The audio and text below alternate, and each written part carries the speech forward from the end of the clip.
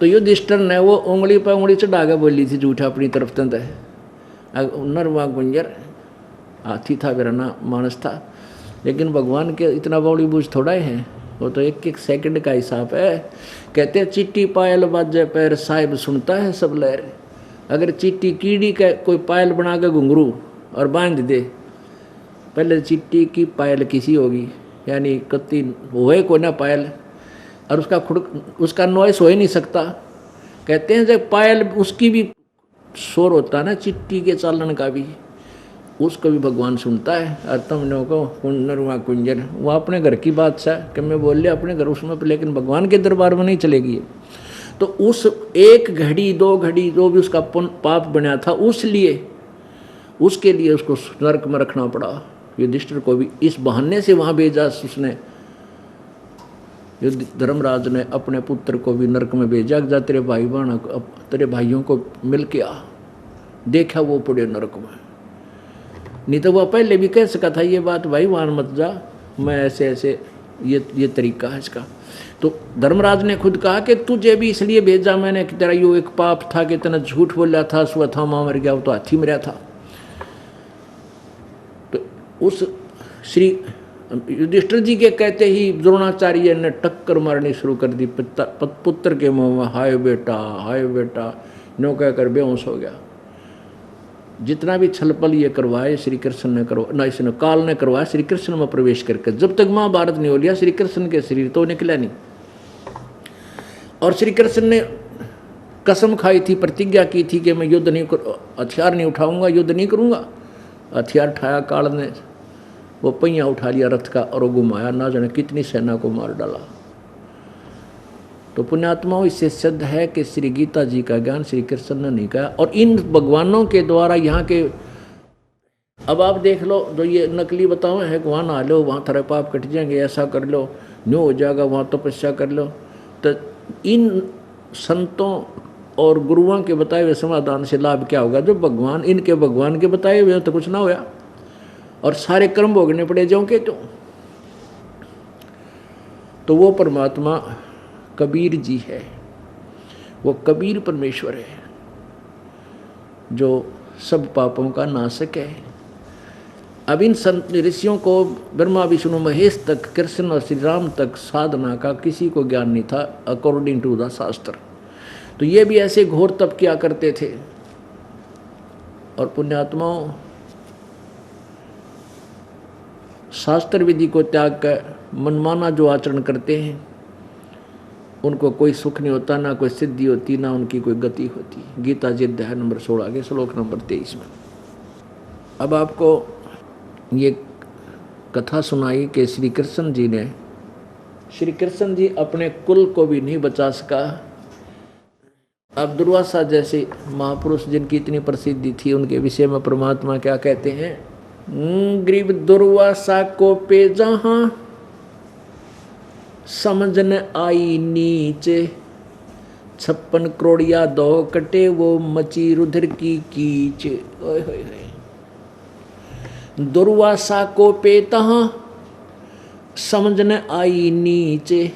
परमात्मा ने, परमेश्वर कबीर देव के ज्ञान के आधार से श्री गरीबदास जी महाराज, संत गरीबदास जी महाराज ने दुर्वासा को क्या संज्ञा दी है? नीच, निकम्मी आत्मा ने कुछ भी ना सोची, बालका नासी कर दी, मजाक कर दिया, बता के बिजली पड़ गई। और कहते हैं समझ न आई, दुर्वासा को पे यानी क्रोधित हो गया, और समझ न आई नीच, कुछ भी आगा पीछा ना सोचा उसने के जुल्म होगा तेरे श्राप तय। और 56 करोड़ यादों कटे भाई मची रुद्र की कीच। कहते हैं खून की गारा माच गई वहां पर, 56 करोड़ यादों कट कर मर गए उसके एक वचन थे। कहते हैं 72 सोनी अक्षय करी, वो चुन करी ईश्वर एक, दे धारे जोरा फिर ये सभी काल के बेख। अब परमात्मा ने क्या बताया? ऐसा ही सिद्ध पुरुष था एक चुनक ऋषि जिसने तपस्या साधना कर कर सिद्धियां का तोप बन गया था, और 72 करोड़ सेना मानधाता चक्रवर्ती राजा की खत्म कर दी थी अपनी सिद्धि तय। ओए होए। अब उस चुनक ऋषि को क्या संज्ञा दे रहे हैं कि 56 अक्षौणी अक्षय करी, क्षय माने नाश कर दी 56 अक्षौणी की।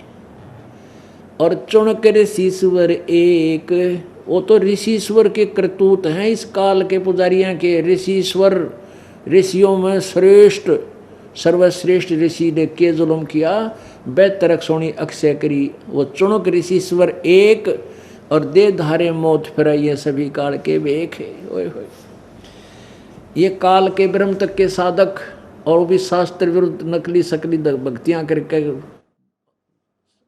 अपनी गलत साधना से सिद्धियां प्राप्त करके चौधरी पाक ये आंडी पाक रहे थे, एक दूसरे तो प्रभु थे, ये बड़े महापुरुष हैं।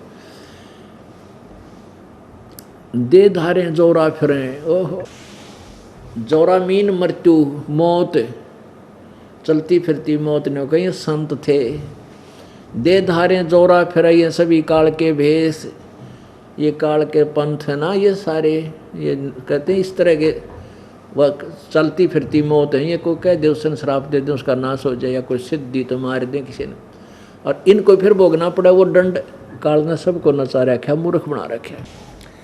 काल डरे करतार से जय जय जय जगदीश, और ये जोरा जोड़ी झाड़ था पगरज डारे शीश। आप क्या बताते हैं कि यु काल ब्रह्म परमेश्वर से डरता, जगदीश जगत का स्वामी। अब जगदीश कौन है? कबीर परमात्मा, पूरे जगत का स्वामी। ये तो डिविजनल स्वामी है, जो कोई 21 ब्रह्मांड का, कोई एक विभाग का, और सारे जगत का, पूरे विश्व का, पूरे सभी ब्रह्मांडों का जगदीश कबीर भगवान है। कहते हैं वो काल डरे करतार से और जय जय जय जगदीश। और ये मौत परमात्मा के, कबीर परमात्मा के जूते झाड़ते हैं काल और ये दोनों। जोरा जोड़ी झाड़ता पगरज डारे शीश। तो पुण्यात्मा के, कबीर परमात्मा की जो भक्ति करते हैं पूर्ण परमात्मा की, उनके सामने उनकी मृत्यु काल के हाथ नहीं है, उनके निकट मौत नहीं आ सकती।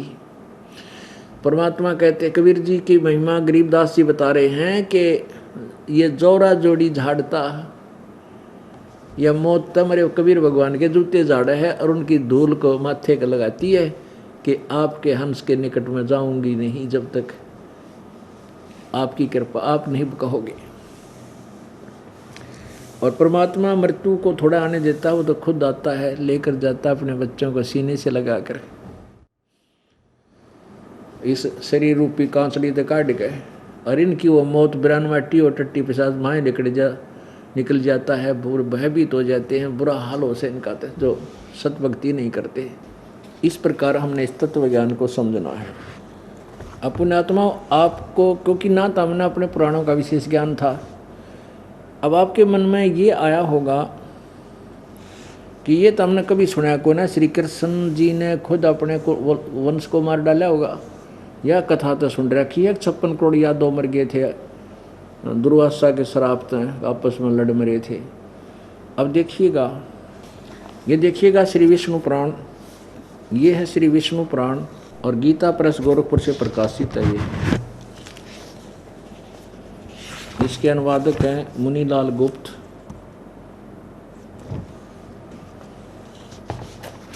और यहाँ प्रकाशक एवं मुद्रक हैं गीता प्रेस गोरखपुर, गोविंद भवन कार्यालय कोलकाता का संस्थान। इसके 5म अंश अध्याय नंबर 37 के 413 पृष्ठ पर, ये प्रथम अंश अध्याय नंबर 37 और पृष्ठ नंबर 13 पर श्री विष्णु पुराण।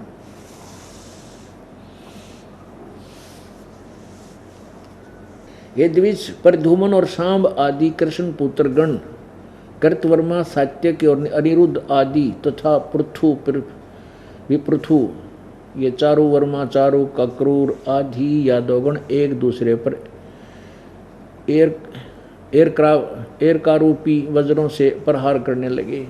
जब श्रीहरि ने आपस में लड़ने से रोका तो उन्होंने उन्हें अपने प्रतिपक्ष का सहायक होकर आए हुए समझा और एक दूसरे को मारने लगे। कृष्णचंद्र ने भी कुपित होकर उनका वध करने के लिए मुट्ठी भर सरकंडे उठा लिए। वो मुट्ठी भर सरकंडे लोहे के मूसल हो गए। उन मूसल रूप सरकंडों से श्री कृष्णचंद्र संपूर्ण अतायत यादों को मारने लगे तथा समस्त यादव भी वहाँ आकर एक दूसरे को मारने लगे।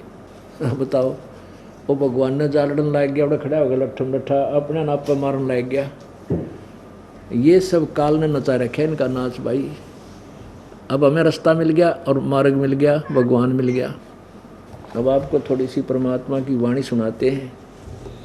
कहते हैं एक आधी वे थोड़ी बहुत बुरा भी खानी चाहिए, मीठा।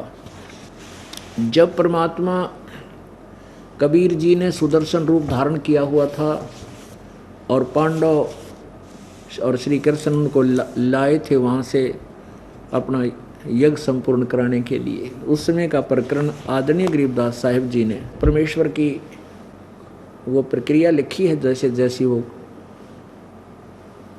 यज्ञ के दौरान जो परमात्मा के साथ उनकी वार्ता हुई श्री कृष्ण और पांचों पांडवों की। पांचों पांडव संग हैं छठे कृष्ण मुरार, चलिए हमारी यज्ञ में हे समर्थ सिरजनहार। श्री कृष्ण जी और पांचों पांडव, वो कृष्ण मुरारी और पांचों पांडव वहाँ गए भगवान के दरबार में, झोपड़ी में, जहाँ श्री सुदर्शन जी के रूप में भगवान कबीर जी यानी करुणा में बैठे थे सुदर्शन रूप में। पांचों पांडव संग हैं छठे कृष्ण मुरार, चलिए हमारी यज्ञ में समर्थ सिरजनहार। पांडव यज्ञ अश्वमेघ में सतगुरु किया पियान, पियान माने प्रस्थान किया। पांचों पांडव संग चले और छठा भगवान। पांचों पांडव यज्ञ अश्वमेघ में वाल्मीकि की देह, शंख पचायन बजा दिया हमारा क्या नहीं संदेह। सुपच रूप धर आइया सतगुरु पुरुष कबीर, उस सुपच रूप धर के सुदर्शन का रूप बना के आगे वो सतगुरु पुरुष कबीर। सुपच रूप धर आइया सतगुरु पुरुष कबीर, तीन लोक की मेदनी जहाँ सुर नर मुनि जन भीड़। वहाँ तीन लोक की सेना बैठी थी, 33 करोड़ देवता, 88,000 ऋषि, भाई महाभारत ये सब बैठे थे वहाँ पर। दुर्वासा के से ऋषि और वशिष्ठ जैसे तोप बैठी थी वहाँ पर, जिनको बड़े महान ऋषि बोलने थे। 9 नाथ 84 शब्द, उनसे वह सारी कहते हैं वह सारी भीड़ वहाँ बैठी थी, किसी से कोई लाभ नहीं हुआ। सुपच रूप धर आइया सब देवन का देवे, कृष्णचंद्र पग धोइया करी तास की सेव। पांडव यज्ञ अश्वमेघ में आए नजर निहाल, जमराजा की बंद में खलहल पड़ा कमाल। सुपच रूप को देख कर द्रौपदी मानी शंख, जान गए जगदीश गुरु बाजे नाही शंख। सुपच रूप को देखकर और द्रौपदी मानी शंख, क्योंकि कैसा जो है संत है क्या कि शंख बजाओगा जब इसने वैसे छोटी जाति का और खाना भी ना आता इसने।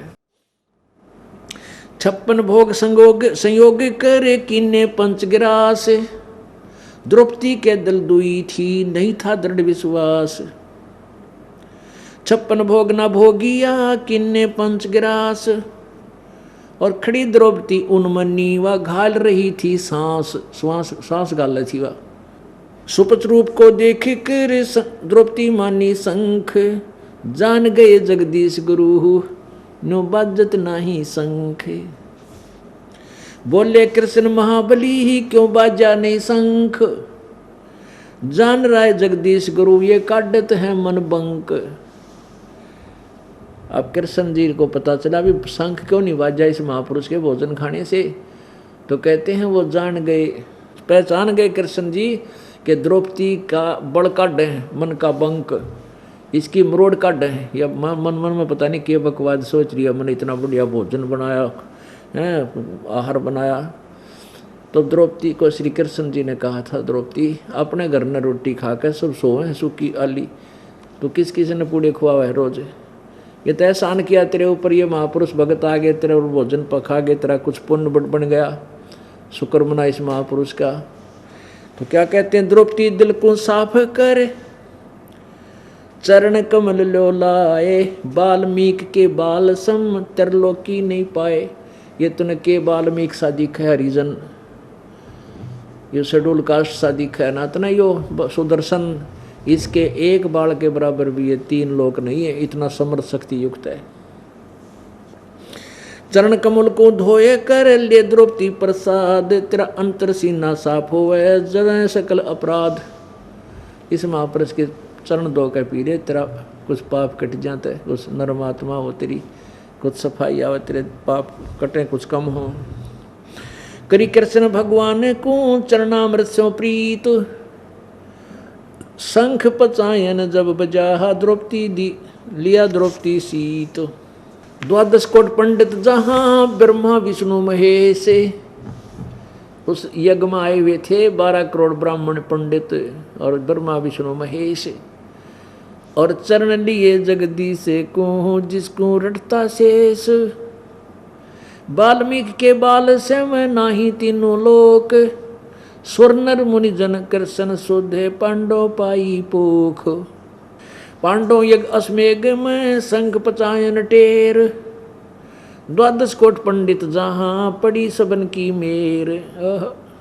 अब क्या बताते हैं कि पांडव यज्ञ अश्मेघ में वहाँ शंख पंचायन 5 मुँह वाले शंख का डूंडा ठा दिया टेर, और 12 करोड़ पंडित बैठे थे, क्या ना वशिष्ठ मुनि जैसे, और उनकी पड़ी सबन की मेर, वह चौधरी पाके बैठे थे, सारे की वह ढहगी वह मरोड़, सारे गिर सब, आप कोई बोलन जोगा नहीं रहा। स्वर्गलोक के देवता किने न पूरा नाद, और वो 33 करोड़ देवता रहे थे स्वर्ग के, उन तक भी शंख नहीं बजा। और सुपथ सिंहासन बैठते हैं बाजा अगम अगाध, पंडित 12 कोट थे सहदेव से सुरबीन, और 88 देव में है कोई न पद में लीन। कहते 88,000 ऋषियों में भी कोई भी यथार्थ भक्ति युक्त नहीं था, सत्य भक्ति युक्त नहीं था, कोई भी पद में लीन नहीं था, सत्य भक्ति नहीं कर रहा था। यहाँ बात फिर बिगड़गी कि क्या ब्रह्मा विष्णु महेश थे, वे भी सत्य भक्ति नहीं करते थे? क्या उनके पास भी सत्य भक्ति नहीं थी? 88,000 ऋषि, 12 करोड़ ब्राह्मण और ये 9 नाथ, नहीं, किसी के पास भी यथार्थ भक्ति नहीं थी। ये प्रमाण हमें हमारे सदग्रंथ देंगे, तब हमारा दिल डटेगा कि परमात्मा ने अपने सुख संवेद में साची कह रखी है। अब ये प्रकरण फिर दिखाना होगा, क्योंकि ये एक सामूहिक शिक्षा स्थल है हमारा सत्संग, और इसमें स्टूडेंट श्रोता बदल जाते हैं। और ये प्रसंग ऐसा चल रहा है कि इस समय अगर ये कंसेप्ट क्लियर ना होया तो इस जो हम दास ये बना रहे हैं, साथ के साथ बच्चे इसको रिकॉर्डिंग कर रहे हैं, CD बनावेंगे, तो सुनने वाला श्रोता ने कहेगा महाराज जी तो अपने कबीर जी ने वैसे ही सिर पर धर रहा है, इसको सबसे बड़ा बतावा है। तो इसके लिए कंसेप्ट क्लियर करना जरूरी हो गया है। क्या कंसेप्ट है कि विष्णु ब्रह्मा विष्णु शिव ने कितना ज्ञान है, और इन ब्राह्मणों ने ऋषियों को कितना ज्ञान था, और दुर्गा तक के ज्ञान की बीच में सारा पोल खुल जाएगी। वो नहीं कहा ब्रह्म तो ऊपर कोई भगवान नहीं, उसकी पूजा करो बस। अब देखिएगा यह श्रीमद् देवी भागवत यानी देवी पुराण,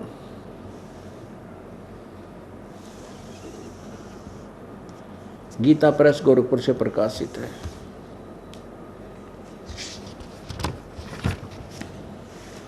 संक्षिप्त श्रीमद् देवी भागवत, सचित्र मोटा टाइप, केवल हिंदी। इसके संपादक कौन हैं?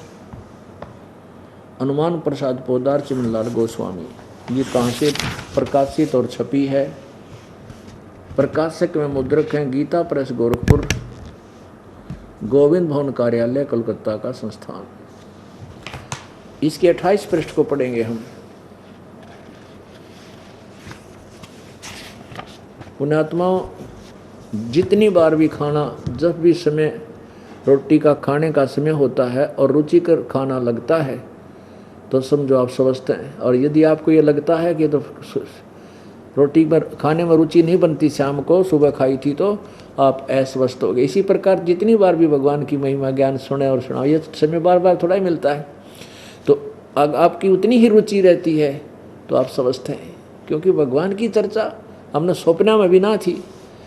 हमने देखा अपने हमारे घर के सूत्या उठते नुकार दे, जा खेत में, आज छुट्टी है इतवार की, जब रोटा ला काट के पशुओं का चारा ला और फिर वहाँ ले का पढ़ ले बैठ के भी, दूसरी बात नहीं थी। सारा दिन ये काम पर ले खपले। अब दया हुई परमात्मा की, ये अमृत वर्षा। मान ले किसी की रुचि थी, सत्संग सुना जाता था, सारे निराग जो है ना अज्ञान सुनकर आया करते थे, वह रुचि नहीं बनती थी। तो ये तो दया करी दाता ने कि सदा थोड़े हुआ करें ये मेले जो अब ला रखे मान ले कबीर भगवान ने। अब देखिएगा प्रथम पहला सकंद और श्री संक्षिप्त देवी भागवत पृष्ठ नंबर 28 पे। अब नारद जी बतावे हैं, सूत जी कहते हैं, व्यास जी के पूछने पर महामना नारद जी अत्यंत प्रेम पूर्वक उनसे कहने लगे। व्यास जी को बतावे हैं नारद जी। नारद जी ने कहा, महाभाग व्यास जी, तुम इस विषय में जो पूछ रहे हो यही प्रश्न मेरे पिताजी ने भगवान श्री हरि से किया था। देवादिदेव भगवान जगत के स्वामी हैं। लक्ष्मी जी उनकी सेवा में उपस्थित रहती है। दिव्य कौस्तुभ मणि उनकी शोभा बढ़ाती है। वे शंख चक्र गदा पद्म धारण किए रहते हैं। वे चराचर जगत के आश्रय दाता हैं, जगत गुरु हैं, देवताओं के भी देवता हैं। कौन? विष्णु जी के बारे में कह रहा है। नारद के ब्रह्मा जी बतावे थे। ऐसे जगत प्रभु भगवान श्री हरि महान तप कर रहे थे। विष्णु तप कर रहा था, उनकी समाधि लगी थी। वे यह देखकर मेरे पिता ब्रह्मा जी को बड़ा आश्चर्य हुआ। अतः उन्होंने उनसे जानने की इच्छा प्रकट की। ब्रह्मा जी ने पूछा, प्रभु आप देवताओं के अध्यक्ष, जगत के स्वामी, भूत भविष्य एवं वर्तमान सभी जीवों के एकमात्र शासक हैं। भगवान फिर आप क्यों तपस्या कर रहे हैं और किस देवता की आराधना में ध्यान मगन है, किस भगवान की भक्ति कर रहे हो? मुझे असीम आश्चर्य ये हो रहा है कि आप देवेश्वर एवं सारे संसार के शासक होते हुए भी वे भी समाधि लगाए बैठे हैं। अब श्री विष्णु जी क्या जवाब देते हैं? ब्रह्मा जी के विनित वचन सुनकर भगवान श्री हरि यानी विष्णु जी कहने लगे, ब्रह्मन सावधान होकर सुनो, मैं अपने मन का विचार व्यक्त करता हूँ। देवता दानव मानो सब यही जानते हैं कि तुम सृष्टि करते हो, मैं पालन करता हूँ, शंकर संहार क्या करते हैं। किंतु फिर भी वेद के पारगामी पुरुष अपनी युक्ति से सिद्ध करते हैं कि रचने पालने और संहार करने की जो योग्यता हमें मिली है उसकी अधिष्ठात्री शक्ति देवी है, यानी दुर्गा है। हम सभी उस शक्ति के सहारे ही अपने कार्य में सदा सफल होते हैं। सुवर्त प्रत्यक्ष और परोक्ष दोनों उदाहरण मैं तुम्हारे सामने रखता हूँ। सुनो, यह निश्चित है कि उस शक्ति के अधीन होकर ही मैं शेषनाग के सैया पर सोता हूँ, सृष्टि होने पर जाग जाता हूँ और मैं सदा तप करने में लगा रहता हूँ। ये तप किसी वेद में ना गीता में कहीं नहीं लिखा। उस शक्ति के शासन से मैं कभी मुक्त नहीं रह सकता। कभी अवसर मिला तो लक्ष्मी के साथ सुखपूर्वक समय बिताने का सौभाग्य प्राप्त होता है। मैं कभी तो दानों के साथ युद्ध करता हूँ। अखिल जगत को भय पहुँचाने वाले दैत्यों के विकराल शरीरों को शांत करना मेरा परम कर्तव्य हो जाता है। और फिर क्या बताऊँ आखिर में, ये 29 नंबर पृष्ठ है और पहला सकंद ही चल रहा है। 28 पढ़ दिया, 29 पढ़ रहे हैं अभी हम। मुझे सब प्रकार से, विष्णु जी कह रहे हैं, मुझे सब प्रकार से शक्ति यानी दुर्गा के अधीन होकर रहना पड़ता है। उन्हीं भगवती शक्ति का, दुर्गा का मैं निरंतर ध्यान किया करता हूँ। ब्रह्मा जी, मेरी जानकारी में इन भगवती शक्ति से बढ़कर कोई दूसरा भगवान नहीं, देवता नहीं। और तेरे की अब आलिया उड़ श्री कृष्ण जी के ज्ञान का, विष्णु जी के ज्ञान का। ये कहता कि मेरी जानकारी में दुर्गा तो ऊपर कोई भगवान कोई ना, मत इससे की भक्ति कराया करूँ। अब दुर्गा क्या कहती है 562 पृष्ठ पे। दुर्गा कहती है कि ब्रह्म की साधना करनी चाहिए, वो ब्रह्म एकमात्र वही भगवान है और सब बातें छोड़ दो, उसकी भक्ति करो। ये देखिएगा ये 7वां स्कंद और श्री संक्षिप्त देवी भागवत 562 पृष्ठ। देवी के द्वारा हिमालय को ज्ञानोपदेश, ब्रह्म स्वरूप का वर्णन। श्री देवी जी कहने लगी, पर्वतराज इस प्रकार जो ऊपर बताया है योग युक्त होकर मुझ ब्रह्म स्वरूपा देवी का ध्यान करे।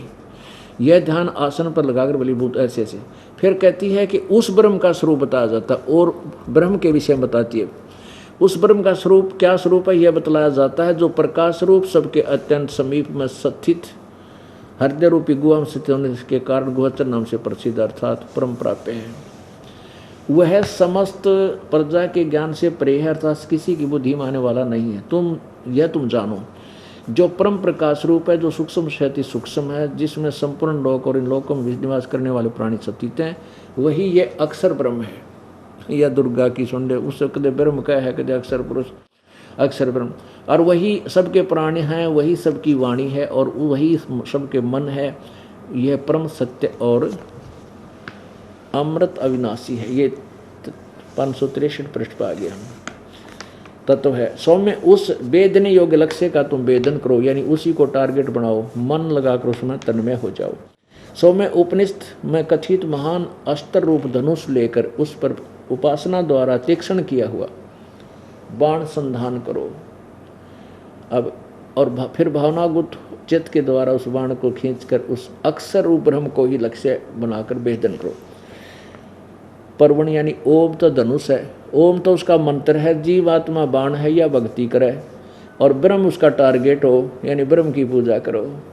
ओम मंत्र का जाप करके जीव को चाहिए ब्रह्म का जाप करे। उस एकमात्र परमात्मा को जाने, दूसरी सब बातें छोड़ दे। यह अमृत रूप परमात्मा के पास पहुंचने का पुल है। संसार समुद्र पार होकर अमृत रूप स्वरूप परमात्मा को प्राप्त कराने का ये सुलभ साधन है। जिस प्रकार रथ के ऐसे ऐसे उस हृदय में ही विधि पूर्व रूप में प्रकट होने वाले पर ब्रह्म संचरण करता है, अंतर्यामी रूप से वर्तमान रहता है। इस आत्मा का यानी भगवान का आत्मा का ओम के जाप के साथ ध्यान करो। इससे अज्ञान में अंधकार और सर्वथा परे और संसार समुद्र से उस पार जो ब्रह्म है उसको पा जाओगे, तुम्हारा कल्याण हो।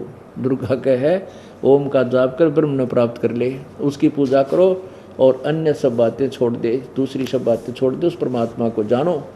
और यह सबका आत्मा ब्रह्म की पूजा करो। वो ब्रह्म लोक दिव्य आकाश में स्थित है, सत्सा है।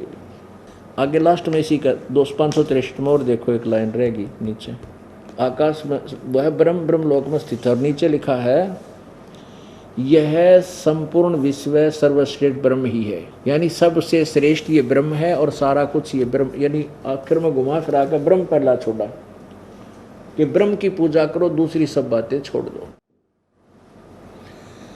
अब और देखो, अब फिर कहते हैं सतयुग में ब्राह्मण वेद के पारगामी बड़े पूर्ण विद्वान होते थे, दुर्गा की पूजा करते थे।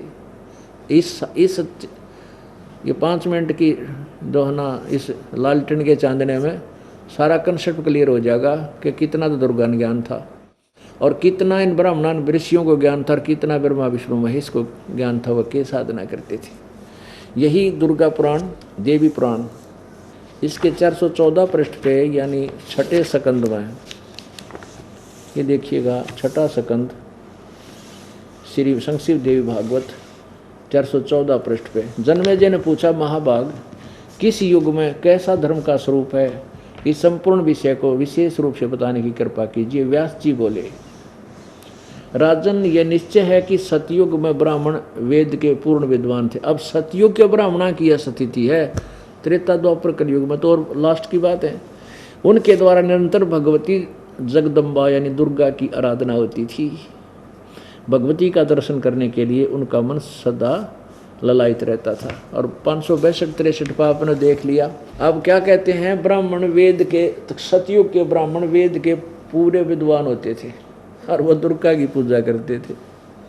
अरे थरा गजब भैया। और दुर्गा कहती है तो ब्रह्म है पूजन जोगा, उसको पूजो और सब छोड़ दो। अरे वाह। निरंजन धन तेरा दरबार, निरंजन धन तेरा दरबार, जहाँ पर तनिक न न्याय विचार। भाई वैसा उड़े मुल मुल खासा, गल मोतियों के आर। वैसा उड़े मुल मुल खासा, गल मोतियों के आर। पतिव्रता को मिले न खाद्य सूखा निरस आहार, निरंजन धन तेरा दरबार, निरंजन धन तेरा दरबार, जहाँ पर तनिक न न्याय विचार। पाखंडियाँ की पूजा जग में, संत को कहें लबार। पाखंडी की पूजा जग में, संत को कहें लबार। अज्ञानी को परम विवेकी, ज्ञानी को मूड गंवार, निरंजन धन तेरा दरबार, निरंजन धन तेरा दरबार। कह कबीर सुनो भई साधो, या सब उल्टा व्यवहार। कहें कबीर सुनो भई साधो, सब उल्टा व्यवहार। और सच्चों को तो ये झूठा बतावें, इन झूठों का एतबार, निरंजन धन तेरा दरबार, निरंजन धन तेरा दरबार, जहाँ पर तनिक न न्याय विचार। कह कबीर सुनो भई साधो, या सब उल्टा व्यवहार। कह कबीर सुनो भई साधो, या सब उल्टा व्यवहार। सच्चों को तो झूठा बतावें, इन झूठों का एतबार, निरंजन धन तेरा दरबार, निरंजन धन तेरा दरबार। परमात्मा कबीर भगवान आज से 600 वर्ष पहले 120 वर्ष बता के गई हैं बातें, जो दास आपको प्रमाण कर रहा है वेदों और गीता में और पुराणों में। परमात्मा क्या करते भाई, इन तुम्हारे गुरुआ ने क्या है का बेरा कोई ना। और ब्रह्मा विष्णु महेश तक भी ज्ञान नहीं है इनको। मेरे साथ दो भाई मैंने सब जग भूला पाया।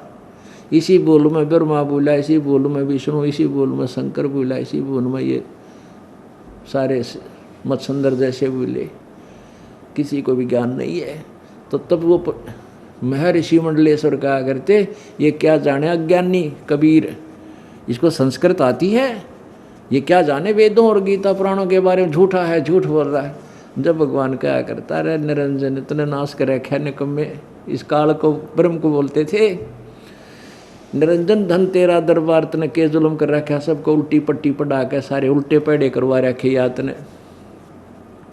निरंजन धन तेरा दरबार, जहाँ तनिक नहीं न्याय विचार, सारे उल्टे काम। जो गुंडे काम करे लड़की बात तो मौज मारे, और जो पति भरता बेचारी करके खाओ उसने समय पर टूक भी कोई ना। अरे इन पाखंडिया ने महर्षि हो क्या बात कही, ये तो न्यू था और फलाना था हैं। और मन न्यो के मूर्ख है के जाना अज्ञानी। इन अज्ञानी अन तो परम विवेकी, ज्ञानी को मूड गंवार, निरंजन धन तेरा दरबार। अरे इन झूठा की बात पर यकीन कर रहे ब्रह्मा विष्णु महेश अजरवर है, सर्वेश्वर है, अमर है, फलान है, मृत्युंजय है, कालंजय है। और ये झूठे जो सारी उल्टी कहानी सुनाते हैं थरे गुरु, और इस मुझ सच्चे नहीं, ये झूठा बताओ ने झूठा का एतबार थरे। आज वो क्लियर होगी सारे कंसेप्ट के सचमुच ये न कहेगा मेरा नहीं था हुआ भाई वो क्या कर दे। पंडित द्वादश कोटे थे सहदेव से सुरबीन, 88 देव में कोई न पद्म लीने। 88,000 देवता और 12 करोड़ ब्राह्मण कहते इनमें भी कोई पद्म लीन नहीं था, इनको कोई यथार्थ ज्ञान नहीं था। ये क्लियर हो गया आपके समक्ष। 86 ऋषि जहाँ देवा 33 कोट, शंख न बाजाता से वो रहे चरण में लोटे। पंडित 12 कोटे हैं और 83 सिद्ध, शंख न बाजा ताश से वो पिए मान का मध्य। अब वहाँ 33 करोड़ देवता, 12 करोड़ ब्राह्मण, 84 शब्द बैठे थे, उन तभी शंख नहीं बजा, क्योंकि वो तो मान बढ़ाई की भांग पी रहे थे। पिए मान का मध्य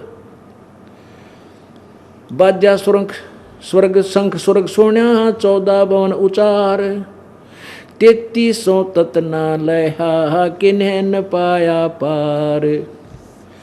बाजा शंख सुभान गति कण कण भई आवाज स्वर्ग लोक बानी सोनी ही त्रिलोकी में गाज। 88 देव कोट 33 रे। ओहो कितने प्यारे ढंग से वाणी बोली है। 88 देव कोट 33 रे ब्रह्मा विष्णु महेश सुधा जगदीश रे। इंद्र वरुण कुबेर जहाँ धर्म राय है अंत कोट सुर संत जग यज्ञ उपाय है। पंडित 12 कोट विपर से देव से और खेवट बिना जहाज कहो कौन खेव से। ओए होए जहाँ पुंडरीक पाराशर नारद व्यास रे गोरख दत्त दिगंबर और दुर्वास रे। जहाँ मारकंड पिपलादिक रूमी ऋषि रे कपिल मुनि जगमाह न बाजा शंख रे। 9 योगेश्वर निर्भय कागभूषण रे जहाँ 52 गादी जनक भक्ति प्रचंड रे। जहाँ सुखदेव धरु प्रहलाद भक्त के खम्बरे जग रची जगदीश किया आरंभ रे। जग रची श्री कृष्ण किया आरंभ रे। बजा सुपच का शंख स्वर्ग में धुन सुनी गण गंधर्व गलतान सकल ज्ञानी मुनि। वाल्मीक के शंख किए सुर मातरे द्रौपद सुता के दिल में आई भ्रांत रे।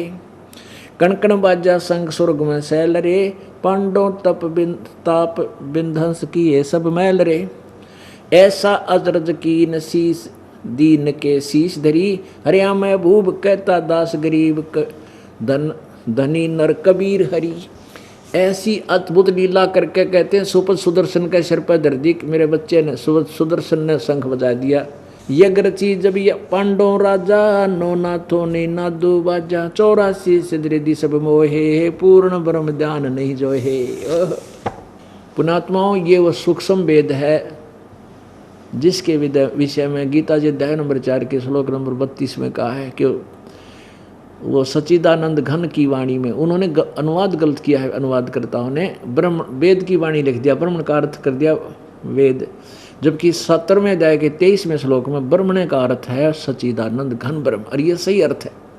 ये जहाँ विचलित हो जाते थे ये अडंगा करते थे ज्ञान का, उड़े गोबर कर बैठे थे।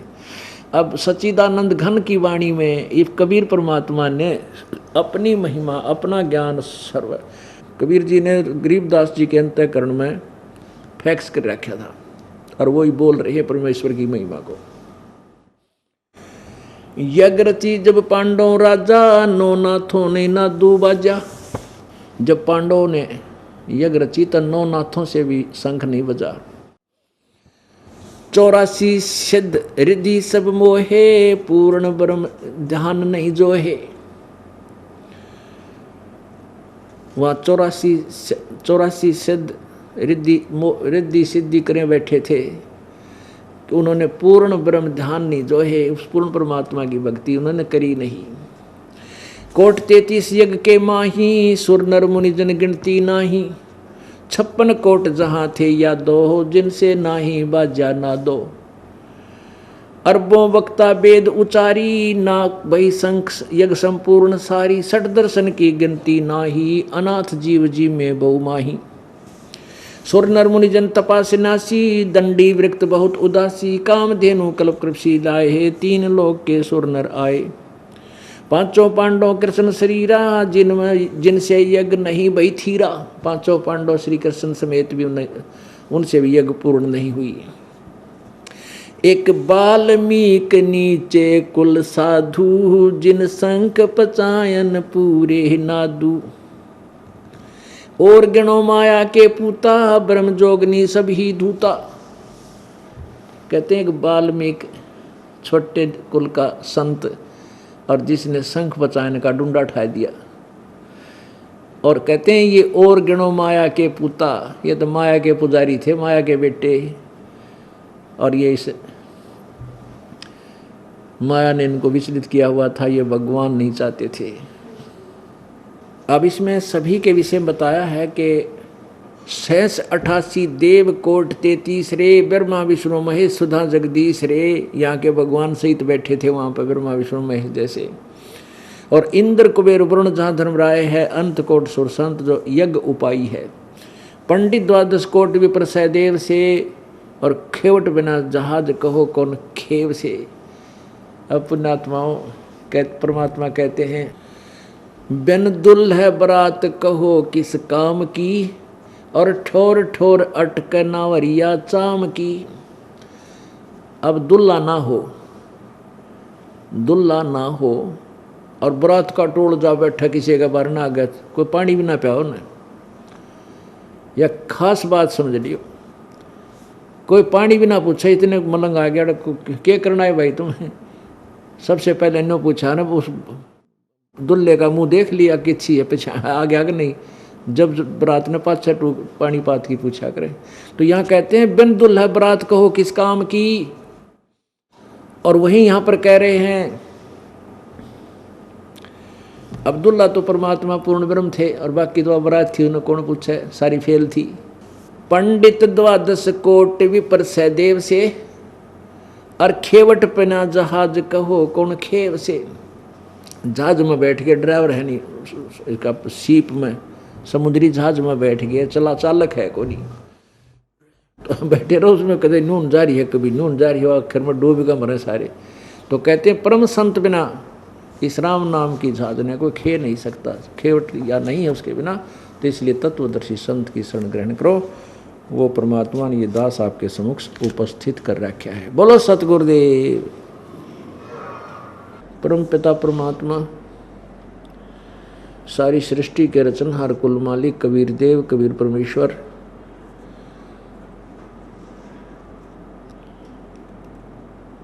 जो सन 1398 में संवत 1455 में बनारस के अंदर एक लहर तारा तालाब में कमल के फूल पर शिशु रूप धारण करके प्रकट हुए थे।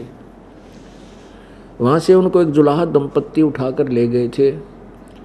लीला में शरीर में जो बड़े हुए तो परमेश्वर एक तत्वदर्शी संत की भूमिका करने लगे, क्योंकि वो उसी उद्देश्य से आए थे और प्रत्येक युग में ऐसी भूमिका वो करते हैं।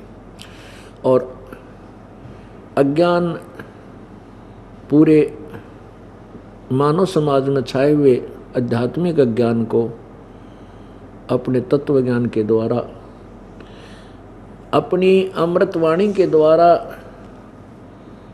वो वर्णित करते हैं उस तत्व ज्ञान को, जिससे वो पूरे अज्ञान का नाश कर देते हैं। उसी उद्देश्य से परमात्मा कलयुग में आए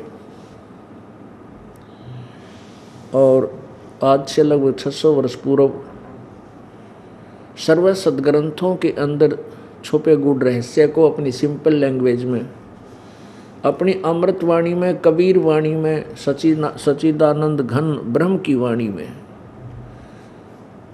वो लिपिबद्ध करवाकर सशरीर चले गए।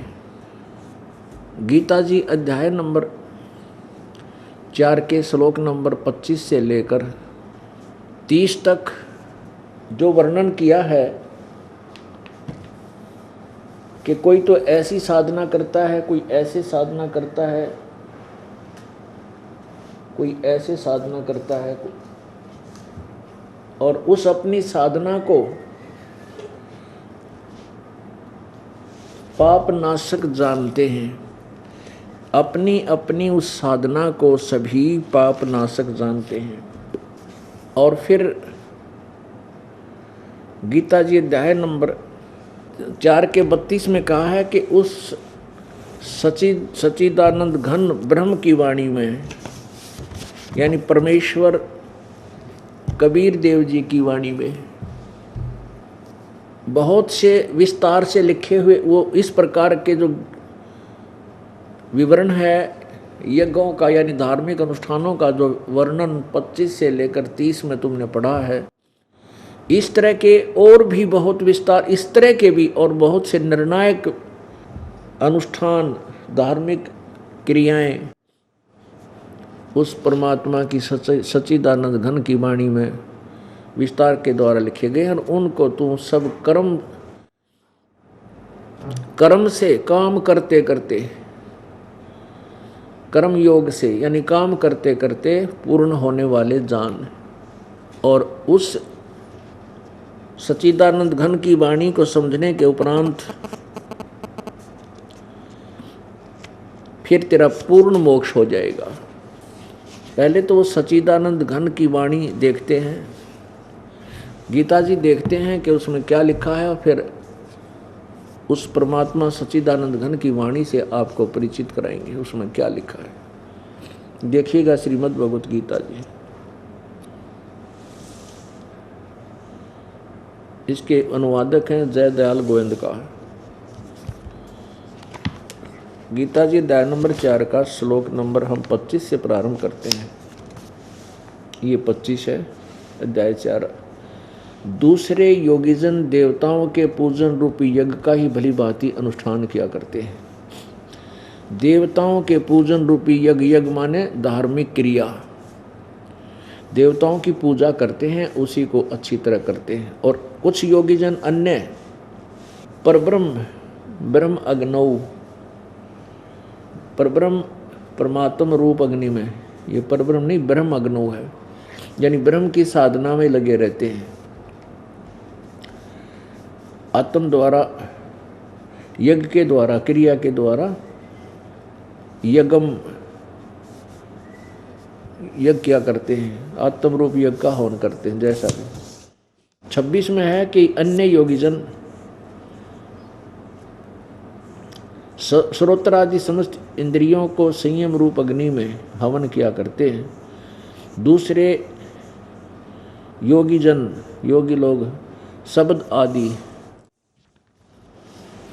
समस्त विषयों को इंद्रिय रूप अग्नि में हवन किया करते हैं। इसका भाव ये है कहने का, कुछ तो जैसे देवताओं की पूजा करते हैं और कुछ ब्रह्म साधना करते हैं, और कुछ कान मूंद के इसमें ये शब्द सुनने की चेष्टा करते हैं।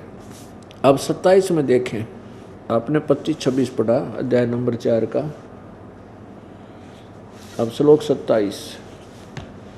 दूसरे योगीजन इंद्रियों को, संपूर्ण क्रियाओं को और संपूर्ण प्राणों की समस्त क्रियाओं को ज्ञान से प्रकाशित आत्म संयम रूप योग अग्नि में हवन किया करते हैं। 28 में कई द्रव्य यज्ञ यानी धर्म भंडारे ही करते रहते हैं। कुछ तपस्या करते हैं, अपने मनमानी घोर तपस्या करते हैं, यज्ञ तपस्या यज्ञ करने वाले हैं। दूसरे योग रूप यज्ञ करते हैं, कुछ योग आसन पद्म लगा कर बैठे रहे उस पर, और कितने ही अहिंसा आदि तीक्ष्ण व्रतों से युक्त यतनशील, जैसे मुंह पर पट्टी बांध के पैरां तनंगे घूमे, इस तरह की साधना, इसी को वो अपना कुछ सब अध्याय रूप, जैसे गीता जी का पाठ करना, नित्य नियम करना आदि सिर्फ यहीं तक सीमित रहते हैं। ज्ञान करने वाले हैं, ज्ञान ये करते हैं। और 29-30 में कहा है, दूसरे कितने योगीजन अपान वायु में प्राणवायु को हवन करते हैं, और कितने ही वायु प्राण वायु को अपान वायु में हवन करते हैं। अन्य नियमित आहार करने वाले हैं, अल्पाहारी हैं। कुछ केवल प्राणायाम करके ही संतुष्ट हैं। कुछ प्राण और अपान की गति को रोककर प्राणों को यानी कुंभ बकरेचक करते रहते हैं, हवन किया कर, प्राणों में हवन किया करते हैं। ये सभी साधक यज्ञों द्वारा पापों का नाश करने वाले योगों को जानने वाले हैं। ये इन्होंने अनुवाद ठीक नहीं किया। इसका अर्थ ये है कि ये सभी अपनी अपनी साधना को पाप नाशक जानते हैं। अब इसका विवरण फिर ये बताया कि 31 में ये बताया कि जो साधना करते नहीं, देखो सदग्रंथों में केवल शास्त्र अनुसार साधना करने का निर्देश है, अन्य जो साधना करते हैं वो साधना व्यर्थ है। अब यहाँ केवल इतना प्रमाण दिया है कि जो भक्ति नहीं करते वो तो सीधे महादुखी होते हैं, उनका तो कितने ठिकाना है को नहीं। यहाँ देखो 31 में, अध्याय नंबर 4 के श्लोक नंबर 31 में, 31 में, एक कुरुश्रेष्ठ अर्जुन, यज्ञ से बचे हुए अमृत का अनुभव करने वाले योगी जन, यानी शास्त्र अनुसार साधना करने वाले योगी जन सनातन ब्रह्म यान्ति, उस सनातन ब्रह्म यानी परम अक्षर ब्रह्म सच्चिदानंद घन ब्रह्म को प्राप्त होते हैं, पूर्ण परमात्मा को प्राप्त होते हैं। और जो यज्ञ नहीं करने वाले पुरुष के लिए, यज्ञ ना करते, धार्मिक अनुष्ठान नहीं करते, उनके लिए तो यह मनुष्य लोक भी दुखदायक सुखदायक नहीं है, तो फिर परलोक कैसे हो सकता है। अब 32 में कहा है, अब 32 में कहा है कि ये और एक सच्चिदानंद घन की वाणी है, अध्याय नंबर 4 का श्लोक 32। और इस प्रकार बहुत तरह के यज्ञ, इन्होंने यहाँ ब्रह्मणे का अर्थ गलत कर दिया, क्योंकि जहाँ इनको ज्ञान नहीं था, बड़ा गोबर कर देते थे। अब ब्रह्म देखो पुण्यात्मा, और ब्रह्म का अर्थ होता भगवान परमात्मा, और वेद क्या है, वेद परमात्मा का विधान है। ब्रह्म को समझो राजा, वेद को समझो राजा का संविधान है। अब संविधान का अर्थ राजा कोई करता है कहीं अनुवाद करते समय तो अल्पज्ञ है, वो मूर्ख है।